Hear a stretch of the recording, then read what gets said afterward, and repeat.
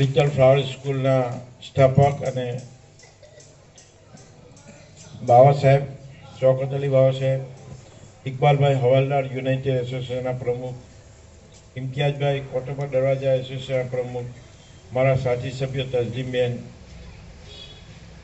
સબીરભાઈ, સાજીદભાઈ, ઇકબાલ પાટાવાલા યુનાઇટેડના એસોસિએશનના જે સભ્યો હાજર છે, આ વિસ્તારના આગેવાનો, સ્ટાફ અને છોકરાઓ, વિદ્યાર્થીઓ, અમારા માટે બહુ ખુશીની વાત છે, આપણા માટે, બધા માટે, કે એક ભરૂચ જેવા જૂના ભરૂચમાં એક ગુજરાતી સ્કૂલ આપણે સાચવી છે એકાદ આટલા વર્ષો આ લોકોની મહેનતથી.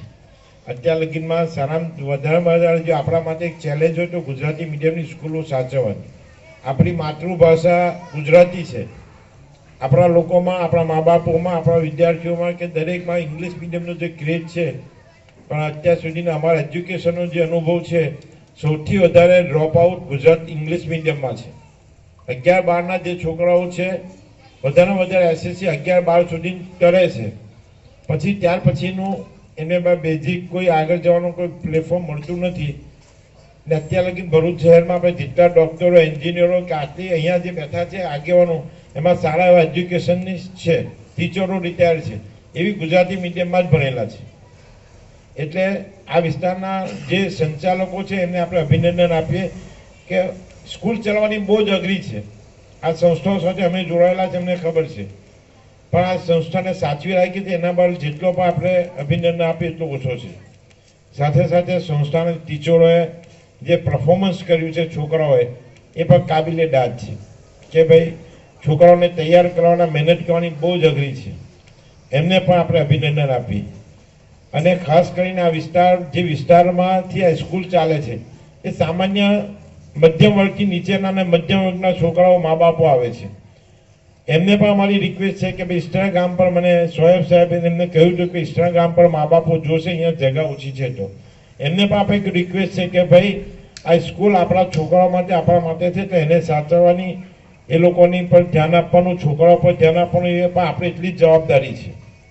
તે સ્કૂલમાં એક ટાઈમ આપણે એક નિશ્ચય કરીએ કે ભાઈ એક ટાઈમ ઓછું જમીશું પણ છોકરાઓને ભણાવીશું. પહેલાંના જૂના ભરૂચનો સમય એવો હતો કે ભાઈ ગમે ત્યાં માણસ 9, 10, 12 ભણે તો પણ નોકરી ધંધા પણ લાગી જતા.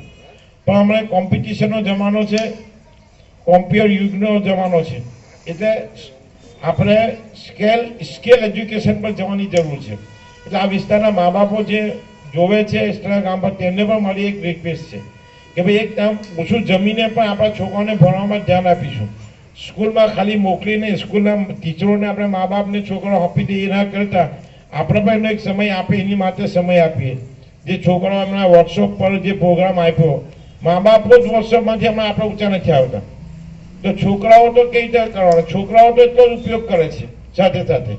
એટલે આપણે એમને સમય આપીશું, સાથે લેસન કરવા બેસીશું, તો મોબાઈલથી આપણે તો દૂર રહીશું પણ છોકરાઓ દૂર રહેશે. આ સમય એજ્યુકેશનનો છે, કોમ્પિટિશનનો છે. આ ફરીથી તમને રિક્વેસ્ટ છે મા બાપોને, આ વિસ્તારના આગેવાનોને, કે આ સ્કૂલને સાચવવાની આપણા સર્વેની જવાબદારી છે. અમે જે સ્કૂલમાં બીજે કામ કરીએ છીએ એના કરતાં અહીંયા 400-450 છોકરાઓ છે, બહુ સારી વાત છે. એના માટે આ વિસ્તારના ટીચરોને, કે આ જે સ્કૂલના ટીચરો છે, એ જ અભિનંદનને પાત્ર છે.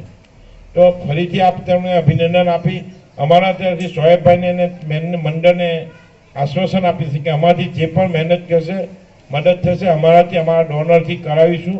પણ આ વિસ્તારમાં કંઈ પણ જરૂર પડે અમારી જેવાના કોન્ટેક્ટ કરશો તો અમારા જે સોર્સિસ છે એ સોર્સ મુજબ કામ કરાવી આગળ લોકોને મદદ કરવાની ભલામણ કરીશું અને આવી સ્કૂલો સાચવવા માટેની કોશિશ કરીશું.